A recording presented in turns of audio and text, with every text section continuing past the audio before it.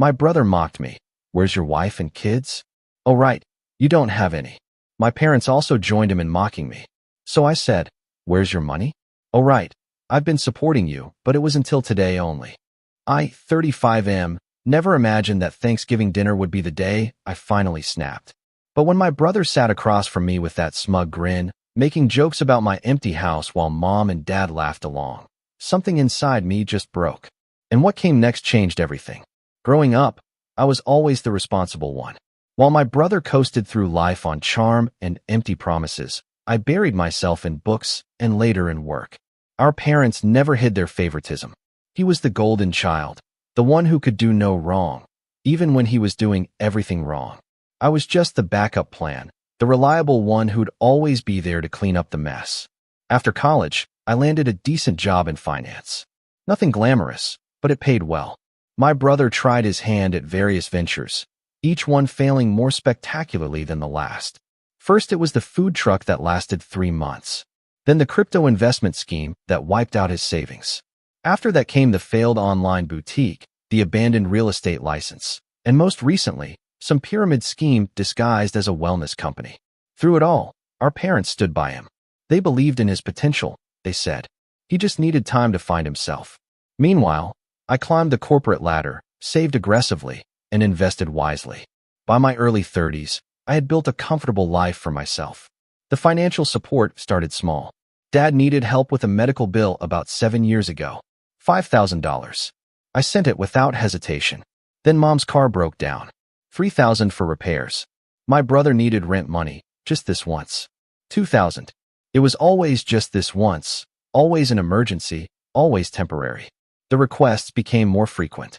Dad's medication costs kept rising. Mom needed dental work. My brother's latest business idea needed seed money.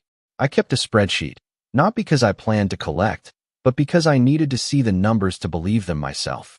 Over 7 years, the total crept past $250,000. Not once did anyone say thank you. Not really. There were perfunctory acknowledgments, quick texts saying they got the transfer, but never gratitude. It was expected. I was the successful one, the one without a family to support, so obviously I should help out. That's what they told themselves, and I let them believe it. The relationship topic was always sore. I dated occasionally, but work consumed most of my time. I was focused on building security, on creating something stable. My brother, meanwhile, got married at 25 to a woman he barely knew. They had 2 kids by the time he was 28. The marriage was rocky, constantly on the verge of collapse, held together by my parents' babysitting and my money, though they didn't know about the latter part. Every family gathering became a reminder of what I lacked. My brother's kids would run around while mom and dad cooed over them. I'd sit there, the successful uncle with the empty house, wondering why my achievements never seemed to matter. The jokes started subtly. Little comments about me being married to my job. Questions about when I'd settle down, asked with just enough edge to sting. This Thanksgiving was supposed to be different. I'd been seeing someone, a woman I met through a friend. It was early, only 3 months in, but it felt right. She couldn't make it to Thanksgiving because she was visiting her own family across the country, but her existence gave me a shield, however thin. I arrived at my parents' house with an expensive wine and a sense of dread I couldn't shake. My brother's car was already in the driveway, beat up and held together by duct tape and prayer. I'd paid for repairs on that thing at least 4 times. Dinner started normally enough. Dad carved the turkey while mom fussed over the side dishes. My brother's wife looked exhausted, trying to manage their 2 kids who were bouncing off the walls.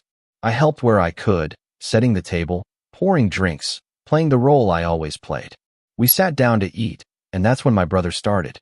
He asked about my life, my work, the usual surface-level questions. Then he pivoted, asking if I was seeing anyone. I mentioned her briefly, keeping details vague. He nodded along, that familiar smirk forming on his lips. Then he said it.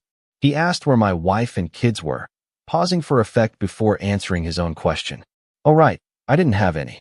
He laughed like he'd told the funniest joke in the world. The table went quiet for a moment, then Mom chuckled. She said something about me being too picky, too focused on work. Dad joined in, saying I needed to get my priorities straight before it was too late. My brother fed off their energy, encouraged. He made another comment about how at least he'd figured out what mattered in life. gesturing to his kids, who were currently throwing mashed potatoes at each other. I felt my jaw tighten. My hands gripped my fork until my knuckles went white. They kept going, trading jokes and observations about my single life, my empty house, my apparently meaningless existence. My brother's wife looked uncomfortable, but said nothing. The kids continued their chaos, oblivious. Something in me calculated the moment with cold precision. Every dinner I'd paid for through their mortgage. Every Christmas gift I'd funded through their credit cards. Every laugh at my expense, subsidized by my wire transfers. The spreadsheet flashed through my mind. Every entry, every date, every amount. I set down my fork carefully and looked directly at my brother. My voice came out calm, almost cheerful, matching his tone exactly. I asked him where his money was, pausing just like he had. Oh right, I'd been supporting him, but only until today. The room went silent. Actually silent this time. Even the kids stopped mid-throw, sensing the shift in atmosphere. My brother's face went from smug to confused to red in about 3 seconds.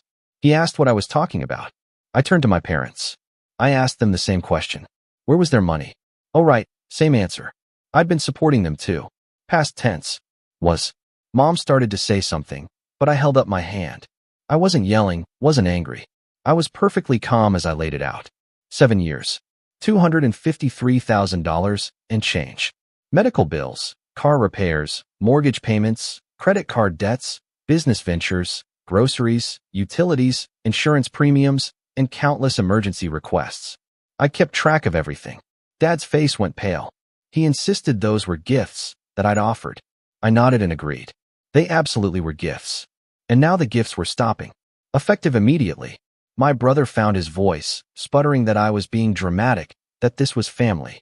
Family helps family. I smiled at that and pointed out that funny how family only went one direction.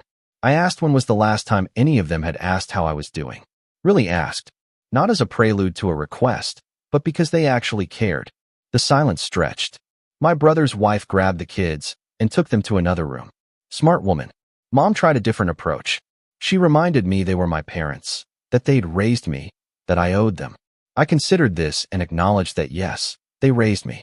They also raised him, I said, gesturing to my brother. Yet somehow only one of us was expected to pay that debt for the rest of my life. My brother stood up, getting defensive now. He said I was throwing money in their faces, being cruel. I stood too, still calm. I explained I wasn't throwing anything. I was simply matching their energy.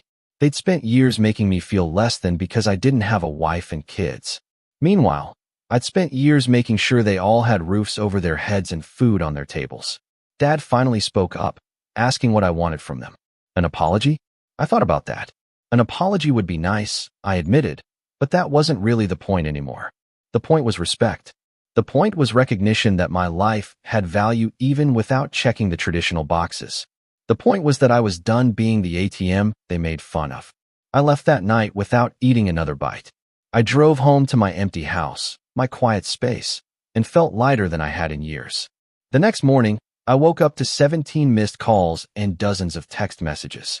I ignored them all while I had my coffee. Over the next few days, the messages evolved. At first they were angry, accusing me of abandoning family over a joke. Then they shifted to bargaining, promising to be better, to appreciate me more. Finally came the panic, when they realized I was serious. My brother's rent was due. Without my backstop, he couldn't cover it. Mom's medication refill came up, and Dad's pension didn't stretch far enough. The credit cards I'd been quietly paying off suddenly demanded attention. Reality hit them fast and hard. I didn't gloat. I didn't respond to most of the messages. I simply existed in my space, doing my work, seeing the woman I'd been dating, rediscovering what it felt like to spend my money on myself. 2 weeks after Thanksgiving, my brother showed up at my office. Security called to ask if I'd see him, and I said yes. He looked rough, tired, humbled. We sat in a conference room, and he apologized. Really apologized. He admitted he'd taken me for granted, that they all had. He said he didn't realize how much I'd been carrying until the weight was suddenly on his shoulders. I appreciated the apology, but told him it didn't change anything. He needed to figure out his own life.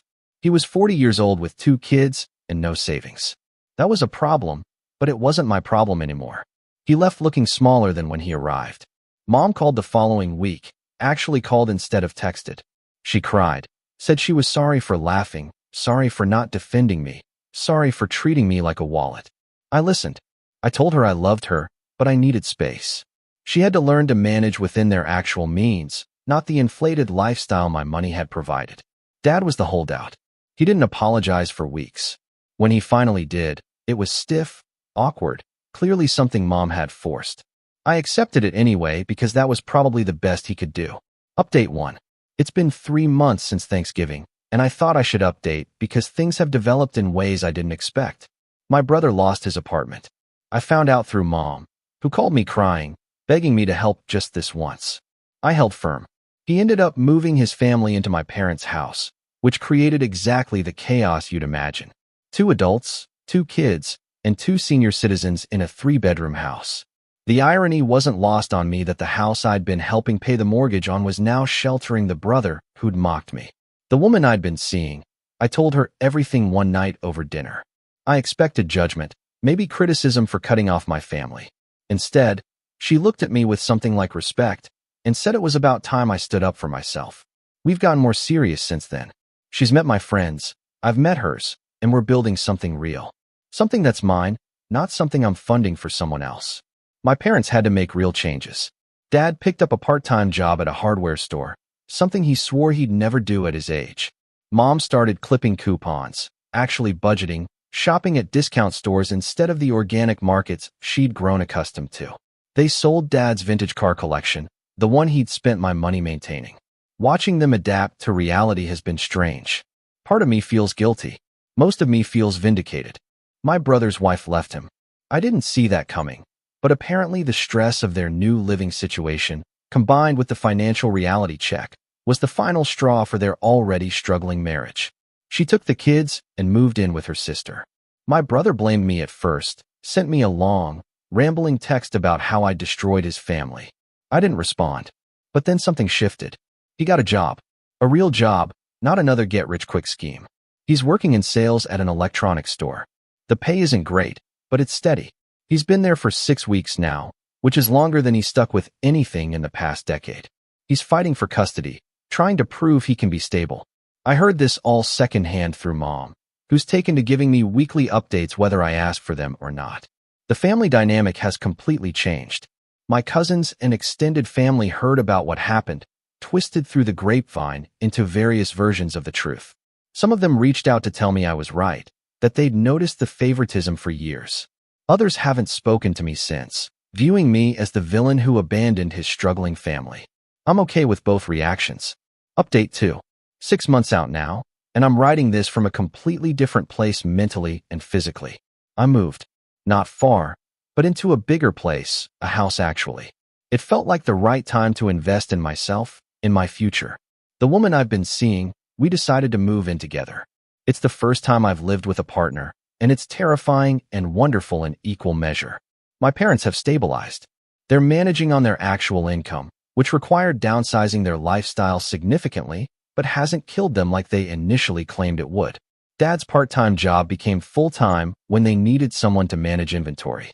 He complains about it constantly, but also seems to have a sense of purpose he lacked before.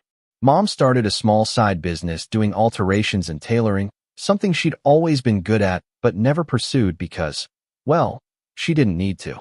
My brother and I had coffee last week. First time we'd spoken face-to-face since he came to my office.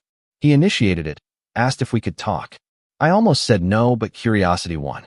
He looked different, leaner, harder somehow. Work and responsibility had aged him, but in a way that seemed right. He told me he'd been going to therapy, dealing with a lot of issues around entitlement and arrested development. His words, not mine. He said something that stuck with me. He admitted that I'd been enabling him for years, and he'd let me. He said the cruelest thing I ever did for him was also the kindest. Cutting him off forced him to grow up at 40. Better late than never. He's not asking for money or for things to go back to how they were. He just wanted me to know he finally understood. I told him I appreciated that. I didn't forgive him on the spot, didn't promise to rebuild our relationship immediately. But I didn't close the door either. We're both different people than we were 6 months ago. Maybe there's room for something new. The girlfriend, I need to call her my partner now because that's what she is. She's been my rock through all of this. She comes from a similar background, the responsible child in a family of chaos. She gets it in a way nobody else could. We've talked about marriage, about kids eventually, about building the life I always wanted but kept putting on hold while I funded everyone else's dreams. Update 3. It's been almost a year since that Thanksgiving dinner. I'm writing this final update because I think there's actual closure now, or as close as you get to closure with family. My brother has joint custody of his kids. He lives in a modest apartment, works his job, and pays his child support on time. We're not close, probably won't ever be the way brothers in movies are, but we're cordial. We can be in the same room without tension. His kids actually seem happier with the new arrangement, with a dad who's present instead of scheming his next big break. My parents and I have reached an understanding. I help occasionally with truly unexpected emergencies, medical things mostly, but it's on my terms. They ask instead of demanding. They express gratitude instead of expectation. We have dinner once a month, and nobody mentions my relationship status unless it's to ask genuine questions about my partner. Speaking of, I proposed. She said yes. We're getting married next spring, small ceremony, just people who actually matter. My parents are invited. My brother is invited. Whether they come or not is up to them, but the invitation is there. No hard feelings either way. The money I'm saving by not funding 3 other adults' lifestyles has gone toward our future. We've got a solid down payment ready for when we want to upgrade houses. We're planning a honeymoon in Europe, something I never let myself do before because there was always someone else who needed the money more. We're talking about kids in a few years, when we're ready, when we've built the foundation we want. Someone asked me recently if I regretted how it all went down, if I wished I'd handled it differently. I thought about it honestly and decided no. Could I have been more diplomatic? Probably. Could I have had a private conversation instead of a public confrontation? Sure. But would any of that have created the same catalyst for change? I don't think so. Sometimes you have to burn it down to build something better. My family needed to hit bottom to learn how to stand on their own. I needed to explode to learn how to set boundaries. We're all better for it now, even if the path was ugly. The spreadsheet still exists. I look at it sometimes, not with anger anymore, but with a weird sort of gratitude. It's a record of who I used to be, someone who gave and gave and gave without ever asking what it cost me. I'm not that person anymore. I'm someone who knows his worth, someone who expects respect, someone who's building a life worth living instead of funding everyone else's attempts at the same. And honestly, my house isn't empty anymore. It's full of love and partnership and plans for the future. That's worth more than any amount of money I ever sent them. To anyone reading this who's in a similar situation, being the family ATM while getting nothing but grief in return, here's what I learned. You can't save people from themselves. You can't buy respect or love. And setting boundaries isn't cruel, even when people who benefited from your lack of boundaries tell you it is. Take care of yourself first. Build your own life. Let the people who mock you learn to stand on their own. You'd be surprised how capable they become when they don't have a choice. I'm good now. Actually good. And that's worth everything.